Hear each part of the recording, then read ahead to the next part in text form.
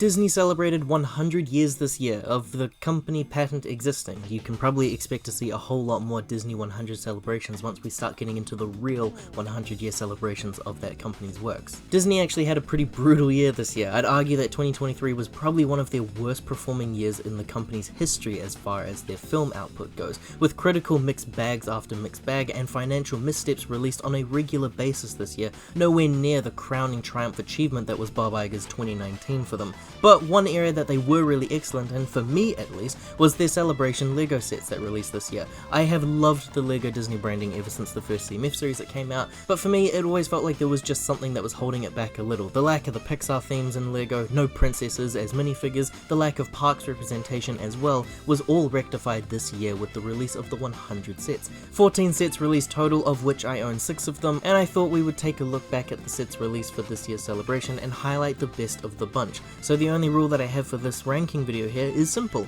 I'm only going to be looking at the sets that released under the Disney 100 branding. There were some excellent sets that released under Disney's ownership of IPs this year, like the Wall-E Brickheads or the Indiana Jones line, the Guardians of the Galaxy sets, but those weren't actually connected to the Disney 100 branding, so they won't be counting for this video. Without further ado, let's review. Number 14, Mini Steamboat Willie. Simply put, I'm just not that interested in another Steamboat Willie set. I do think that the smaller design is nice to see, and in some ways I could see it being more accurate compared to the really Great Ideas one. I think it's a good one to get if you happen to miss that last Great Ideas release, but at the same time, we now have 4 minifigures of Mickey Mouse in this very similar style, and one of those re-releases happens to be in this very lineup. The figure here is exclusive, but it's very similar to those past releases. It is a good looking figure and style though nonetheless. The worst offender here though, this set was locked behind a paywall of being a gift with purchase. Now LEGO did value this one at 40 NZD, which is a higher price than the usual price that some gifts with purchases get. They're usually priced at 35 NZD. The threshold for this one was actually 170 Australian dollars, so I have to assume it was at least 180 NZD or higher. Now compared to the original set's release, it's actually more expensive to get your hands on this one than that one. Obviously aftermarket prices mean that they're probably going to even out, but at the time of that set's releasing, I think it was around 160 NZD. Sure, you're getting it free with the purchase of another set here, but is that really free? It lacks the Minnie Mouse minifigure on top of that. It looks nice, but it's just not what I'm wanting for my collection. Number 13, 100 Years of Disney Animation Icons. This originally was my least favourite from the set's release. I bump it up slightly though, not because of the strange unnecessary Mickey Mouse inclusion, which I'm not really a fan of. I actually bump it up because of the fact that it kind of resembles the Animation Academy sketches that you can do at the parks, one of my personal favourite attractions. Now I would have 100% preferred an Animation Academy set, but I'm sure that this still appeals to some people. I think LEGO mosaics are neat, I'm just never really willing to spend close to 100 NZD for them, personally. Number 12, 3-in-1 Magical Castle.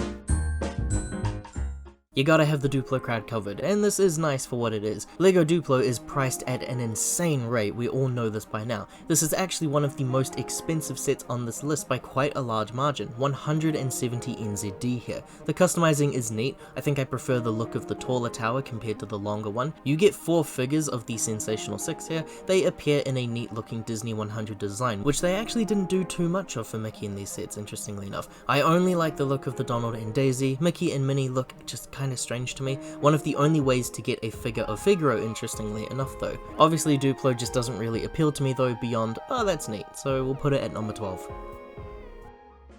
Number 11, Disney 100 Years Celebration. Another gift with purchase here, and one that I remember everybody here went feral over for some reason. I think I like this one more than the Steamboat Willie one though, because it's connected more to the idea of the movies, which is a theme that's not often represented in LEGO, but I do love cinema, so I'll take it wherever I can get it. What I like most here is what everyone else seems to like, the projector screen part. Having another appearance of Steamboat Willie is neat in this little projector, and the build for it looks really great too. What I'm not so hot on is kind of everything else. The 100 sign and birthday cake area looks okay, the cake looks nice. That's where I think it's fine as a gift with purchase versus an actual set, and the drawing desk is also nice and appreciative, but this idea is executed much better in a different set. Mickey here is looking quite dapper in his little suit. The price threshold was the exact same I believe, and what with a new minifigure and a light up brick, I think that's acceptable. It's just that the whole set itself doesn't really do anything for me other than the projector. Number 10, Disney Duos. This Disney Duo set is genuinely so close to being amazing. In fact, it's about 50% of the way there, no joke. The other 50% though is entirely skippable, but unfortunately they had to make it that it's one giant set that includes all of the designs. Being priced at 85 NZD and only 4 designs being ones that interest me, that means that they're around $21 each. No longer as excited for the set as I once was, but it is one that I have been keeping my eye out for when it eventually drops down on clearance. 2 of my favorite animated movies, hell maybe even 2 of my all-time favorite movies are represented here for the first time in LEGO, and I really want to buy it and support it for those licenses, but those other 2, they don't really do it for me. Number 9, Peter Pan and Wendy's Flight Over London. Now, a while ago when these sets started releasing, I made a couple of videos about what I really wanted to see from the LEGO Disney brand, and I mentioned that I think that the diorama idea really does work for this sort of thing, and sure enough we ended up getting a diorama set for the Disney 100 branding, and interestingly enough, it's based on Peter Pan. It's 110 NZD. For some reason these dioramas have what I call the adult tax, which is where LEGO think that the set is a bit more mature than a regular one, so they decide to add on an extra, say $30 or something for the price. Don't believe me? I'll skip ahead a little and point out that the Up House is not only cheaper than this set, it also has 100 extra pieces. I do think that this makes for a good looking display, but a Juniors set that released also this year really hurts this one by including not 1 but 2 of these minifigures, one of the few sets to release in the wave that doesn't have an entire roster of exclusive minifigures. Now, had LEGO based this on, say, I don't know, Peter Pan's Flight, yeah baby, that's what I've been waiting for! Number 8, The Enchanted Treehouse. I don't really have anything against mini dolls, I just don't personally collect them, but even this seems to be tempting me. I think the amalgamation of an Enchanted Forest design is odd, sure, but there are 13 mini dolls included here, and 11 of them being exclusive is very surprising and very tempting. Some of these mini doll characters have never even been released in sets before this. It's the first time mini doll appearances for Alice, Pocahontas, and Wendy Darling, and only Moana and Jasmine are repeat figures. The others all have some form of exclusivity to them there. Now, where the set could have really sold itself on me is if it included every princess. There's still yet to be an easy way to obtain every LEGO Disney princess in either minifigure form or mini doll form, and I'm sure eventually we'll have something. For the time being, this does make for a pretty good substitute. Number 7, Disney 100 Celebration Brickheads. I've said in the past that I do like the idea of brickheads, but I don't really collect them for my collections. Some of those brickheads designs are kinda goofy. Usually I'll end up getting a brickhead or 2 just so I can reach a certain threshold on lego.com to get a gift with purchase, or so that I can support the theme in question, in hopes that LEGO will make more sets based on that license. This one is currently on a pretty good sale, which only increases the value, and I am interested in getting this one. You're essentially almost getting one of these brickheads for free at this point. I do really love that Oswald inclusion, and maybe I do need to buy this because Oswald being mentioned in anything is a rarity in of itself. Number 6, Disney Celebration Train.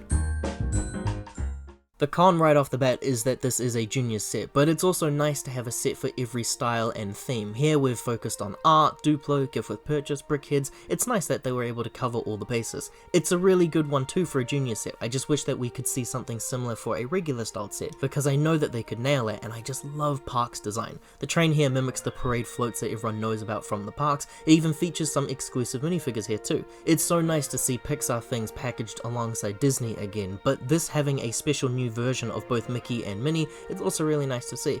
But of course it's Moana that steals the show. And to further drag down that Peter Pan set that we mentioned before, it's bad enough that he's here, but Tinkerbell too. Now why would you go for that set over this one? Number 5, Villain Icons. A set that I have covered extensively here on this channel. It does have some glaring issues, but I still think it's something that's worth your time. The minifigure inclusions are excellent, the builds are all really great, and they manage to tap into that nostalgic appreciation for the 90s and 2000s era of printed media that I love so much. I love the inclusions and the little hidden secrets, but the biggest gripes for me come in the fact that the secrets and references, for some of them, they're just tiny compartments. It's not too crazy really, and the fact that despite having 7 movies represented here, only 4 of those movies actually received minifigures. The set really needed a Red Queen, a Hook, and an Ursula figure to sell the full package. If you have those figures, then it really does make for a really great display piece. It's a beautiful set really, despite those glaring issues. Number 4, Walt Disney Tribute Camera.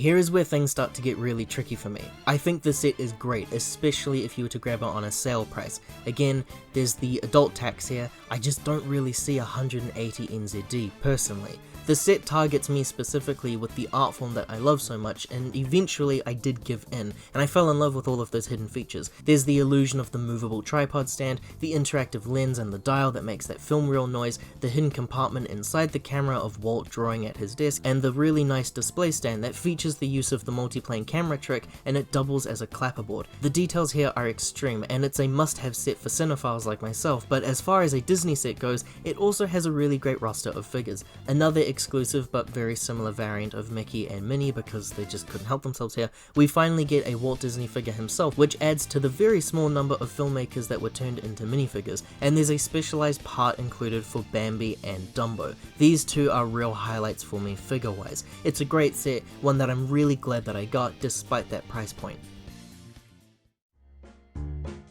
Number 3, the Up House. This was everything that we had wanted for years. It's the only genuine Pixar-based set of this wave release. This is everything that we could have asked for.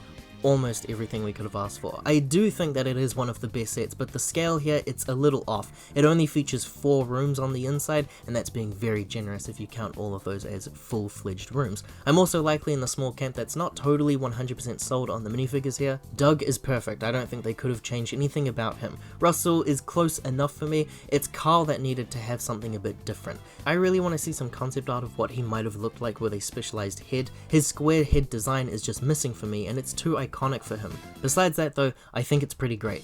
I agreed at first with everyone else that the balloons here were far too insignificant for the build, but then I actually built the set and I cannot imagine the annoyance level I would feel of having to make double the amount of balloons included. Number 2, Disney Castle.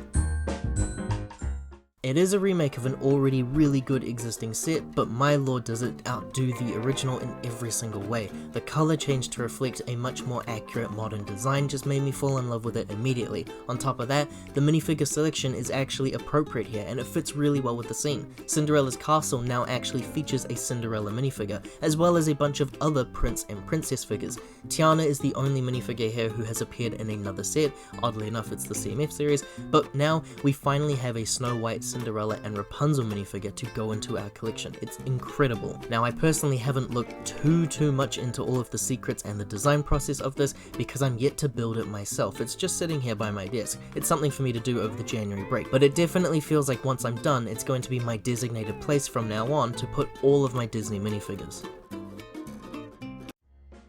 Number 1, LEGO Disney CMF Series 3.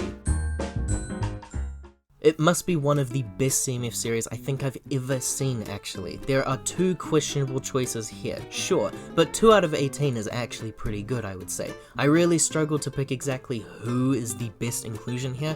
I am an Oswald fan, as I already mentioned, so obviously my bias does go immediately towards him and he's got to be top 2 for sure. But there are objectively some excellent figures here who were much needed for displays and we've been requesting them for years. 4 Disney princess figures who have never been seen before in minifigure form is probably one of the best moves that I think LEGO has ever performed. Sorcerer's Apprentice Mickey was also my most anticipated design for him. Having both a Pinocchio and Jiminy Cricket in the same line is also a really great get. Some classic villains, some Pixar references even, and some modern Disney inclusions from after the 2000s. A really great selection of figures total and a much better lineup compared to the already pretty great Disney Series 2. This to me cemented itself as being the best of the Disney 100 inclusions. And that was Disney's 100-year celebration in LEGO form. Some excellent sets released and some much needed inclusions to an already great lineup of minifigures. I can't wait to see what they come up with next for the Disney line, but if you enjoyed this ranking based video, check out the other videos that we have on this channel for all of your other favorite LEGO themes. Liking this video and subscribing to the channel does help to support us in making more videos like this,